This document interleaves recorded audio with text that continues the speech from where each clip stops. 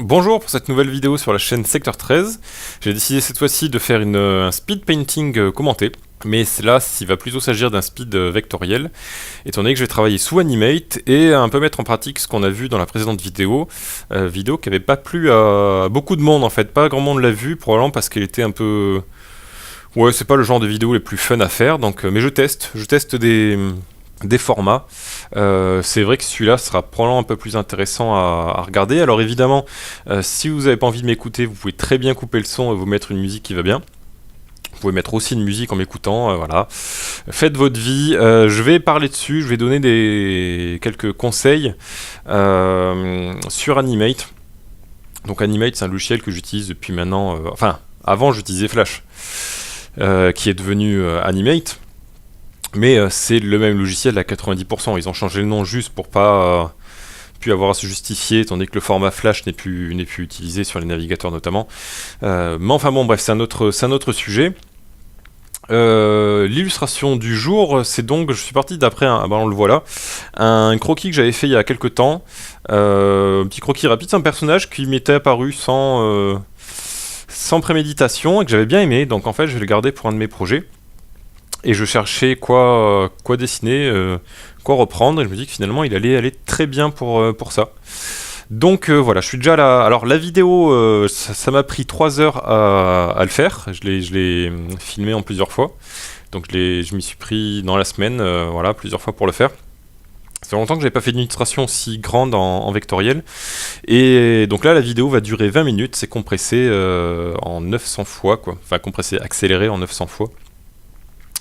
Donc ça va très vite et ça prend beaucoup plus de temps en vrai, même si je suis vraiment à l'aise maintenant. Pour moi, il n'y a plus aucun souci technique pour réaliser ça. Je vais reprendre au fur et à mesure la méthode. Bon là, je parle J'improvise, hein, je la regarde ma vidéo et je parle en même temps, donc vous inquiétez pas si des fois je dis un peu n'importe quoi. La méthode, alors là on le voit, bon je suis en train de faire partie du call. Enfin, il y a 3 calls sur ce perso-là.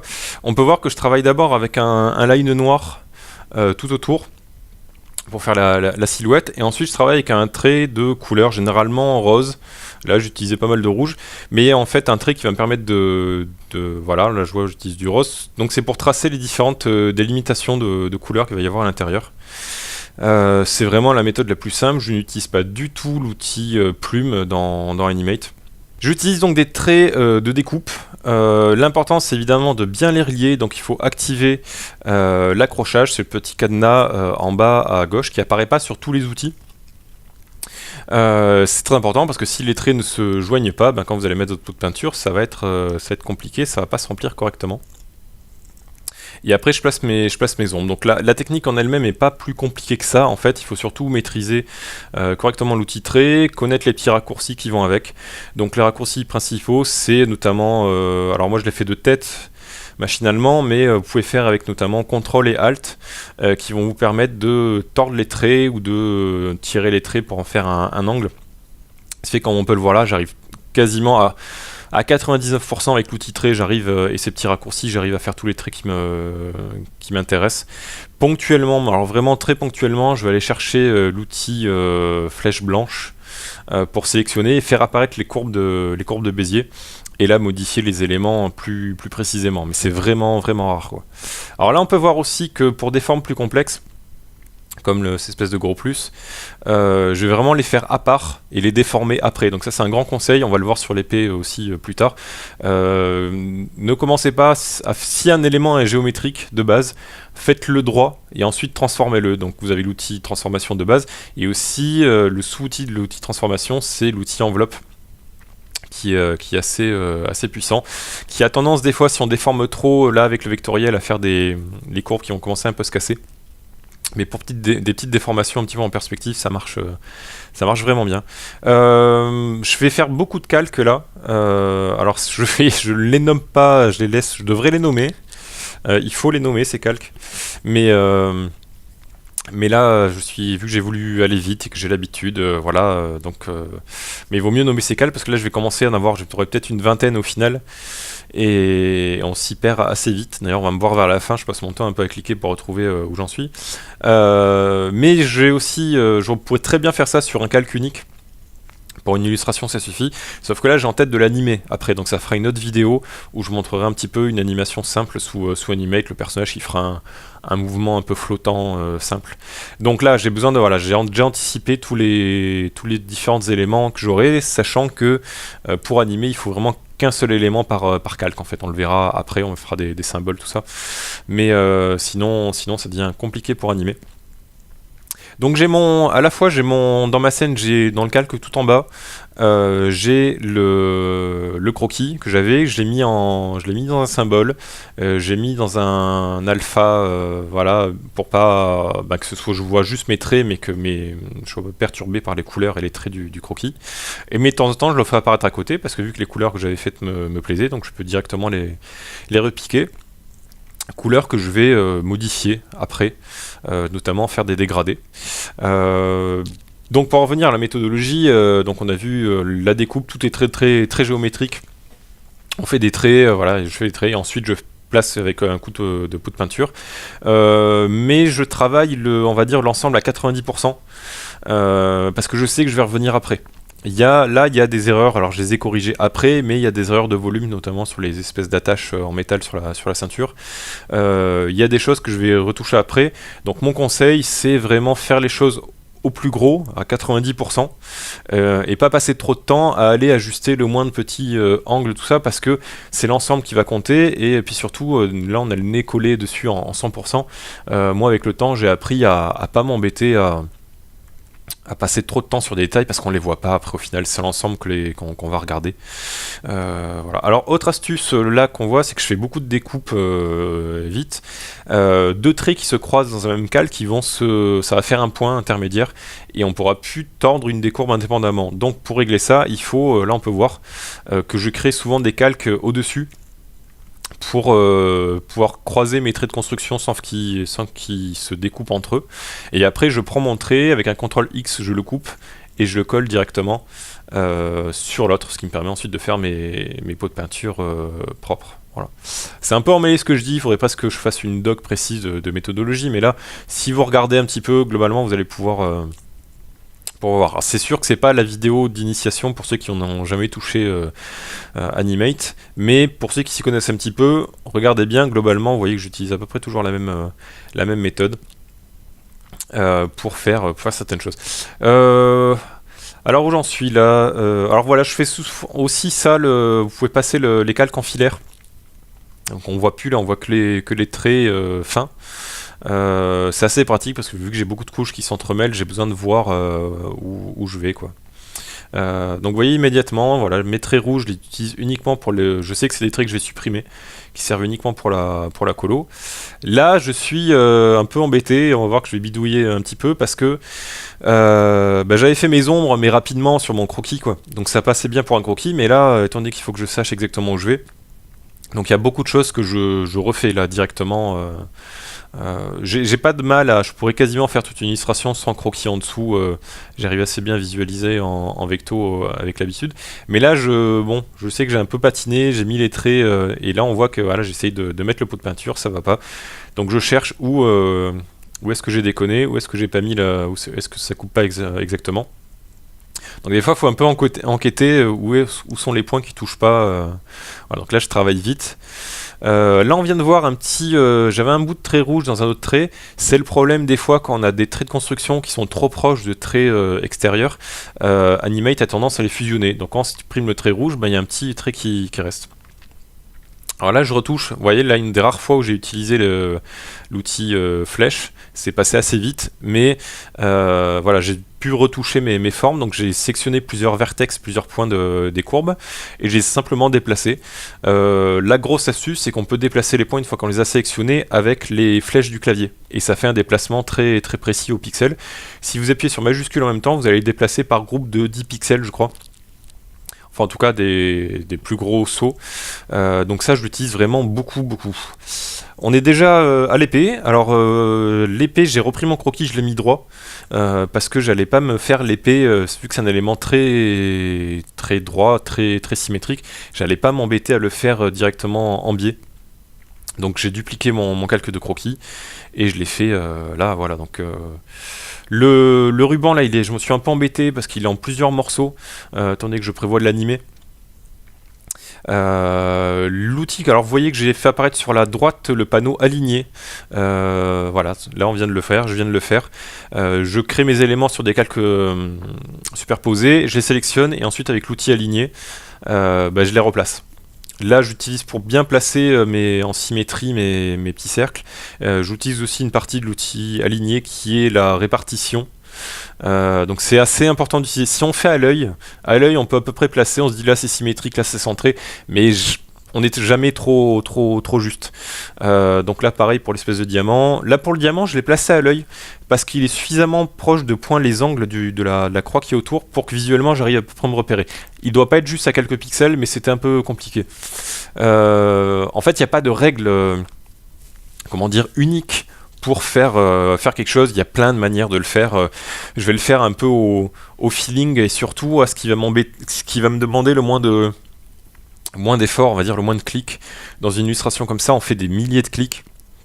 Et si on peut en sauvegarder un tous les 5 clics, ça fait gagner du temps, mine de rien, quoi. Autre astuce que j'utilise et que là on voit pas, j'ai une souris de gamer, c'est une Razer, je sais plus quoi, avec le gros intérêt c'est que j'ai 12 boutons au niveau du pouce.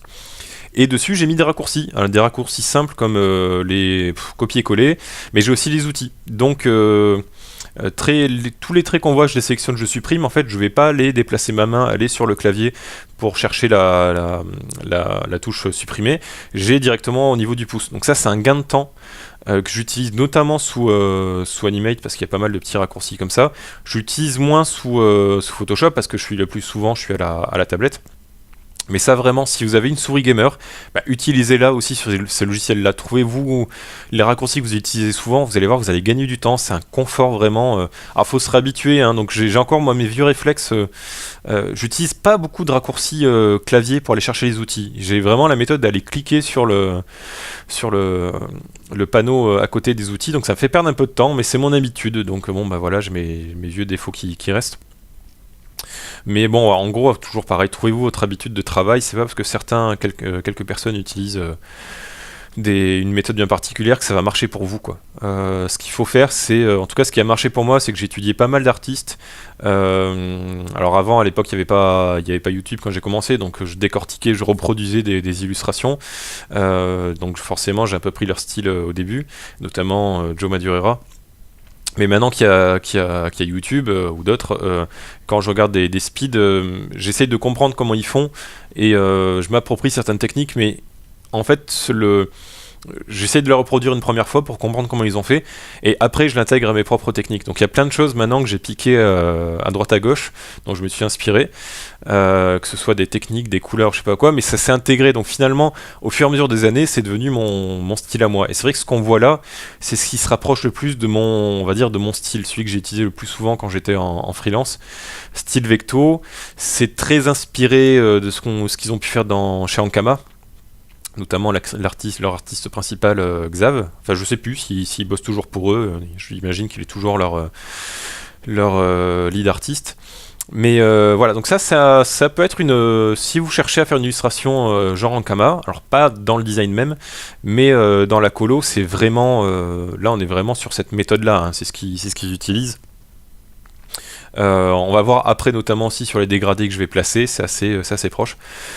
Voilà, les couleurs là, alors ce dégradé là de couleurs un peu rouge, vraiment je l'adore et je l'avais trouvé sur je sais plus où, un coup sur une illustration il y a quelques années et j'avais trouvé cette palette géniale. Alors au début je m'en servais pour faire des rochers et là je l'avais réutilisé, mais donc le dégradé qui va dans les couleurs sombres, quasiment violet, voilà, bordeaux sombre, en passant au milieu vers une espèce de rouge orangé et en terminant quasiment sur le jaune, je trouve ça vraiment vraiment joli. Ça fait des parties des couleurs que j'aime beaucoup. Et le vert que j'utilise aussi pour là pour l'espèce de tabard qu'il a, bah aussi c'est une couleur que j'aime beaucoup. Le vert est une couleur que, enfin personnellement, je trouve graphiquement qui est géniale. On peut vraiment la faire varier du bleu vers le jaune. Il y a une palette, on peut faire plein de verts différents. C'est très agréable. Après il y a d'autres couleurs comme le rouge ou le jaune. On n'en fait rien. Enfin, le jaune, on peut quand même en faire quelque chose de doré. Là, on voit que mon jaune, il tire entre le orangé et vers des couleurs beaucoup plus jaune clair. Mais alors, il y a certaines choses. Ouais, on en fait moins de choses. Le rouge aussi, le rouge, c'est horrible. On peut pas en faire. Il y a moins de liberté pour en faire des choses. Ah, ça y est, j'attaque les dégradés. Alors, les dégradés, l'astuce, enfin en tout cas pour moi, c'est de pas en mettre partout. Je vais en mettre sur pas mal de zones. On pourra en mettre que sur les zones, on va dire, les plus claires. Généralement ça marche, là on vient de le voir là sur les cheveux, direct ça fait une petite brillance. On pourra en mettre vraiment partout, là j'en fais un peu au feeling. Quand je sens qu'il y a une zone qui est un peu trop présente, je vais y mettre un petit dégradé. L'astuce, donc un dégradé, je fais un dégradé linéaire, on peut le voir là en bas à droite. Je m'embête pas à mettre des 36 points de nuance. Si je pars d'une couleur claire, d'une couleur un petit peu plus foncée, un peu plus saturée sur le côté, généralement je la fais varier. C'est une règle qui est surtout valable en pixel art, mais franchement, moi je m'en sers en illustration aussi, surtout pour des illustrations cartoon. C'est-à-dire que si vous êtes sur un vert par exemple, vous voulez l'éclaircir, et vous le désaturez et vous l'éclaircissez et vous le faites tendre vers le jaune. Votre vert, ce même vert, vous voulez l'assombrir, vous le saturez et vous le faites tendre vers un bleu ou violet. Et ça va vraiment réchauffer votre couleur plutôt que faire simplement un vert clair et un vert sombre. Ce qui marche mais qui est moins joli. Si vous voulez quelque chose un peu plus chaleureux. Donc voilà, donc pour mes dégradés, j'utilise ça. Et ensuite, au niveau des placements, je fais en sorte que ma partie claire de mon dégradé aille frapper contre l'ombre, vraiment la partie la plus sombre qui est juste à côté. Et c'est ça qui donne l'effet de brillance un peu plus net. Ça se joue à pas grand chose. Alors on peut voir que généralement je place mon dégradé et après avec l'outil de transformation de dégradé, je tourne un peu dans tous les sens jusqu'à trouver quelque chose qui me convienne en fait. Pour le diamant aussi. Alors le diamant... c'est toujours casse-pied à faire les diamants parce qu'il faut essayer de faire ressortir toutes les facettes. Donc là, on peut voir que j'ai deux facettes assez claires, une facette médiane et une facette vraiment sombre. Et quand on fait des diamants beaucoup plus compliqués, là, il faut aller chercher des références photos et voir comment c'est foutu. C'est un vrai casse-tête à faire pour avoir un bon rendu, quoi. Quoi d'autre à dire Bon là, j'ai quasiment fini en fait. Quasiment fini. Je suis en train de retoucher un petit peu tout. C'est quand même la partie agréable parce qu'on voit l'illustration qui se fait.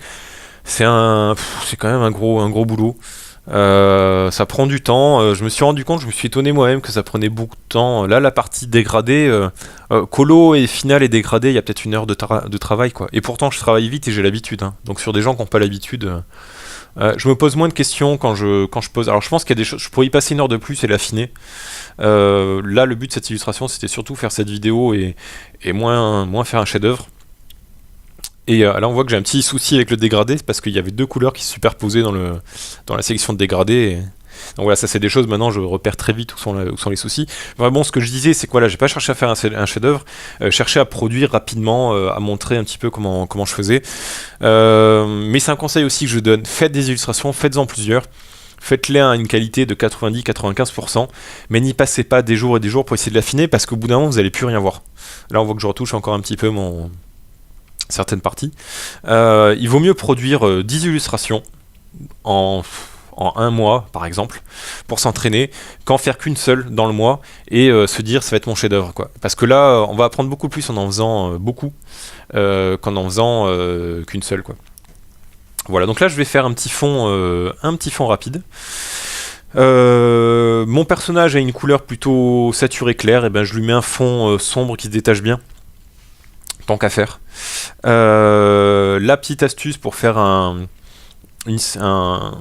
trait un peu cel shading derrière, c'est que j'ai copié toute mon illustration, tous mes calques, je les ai collés sur un seul calque au fond, aplati, j'ai supprimé tous les traits.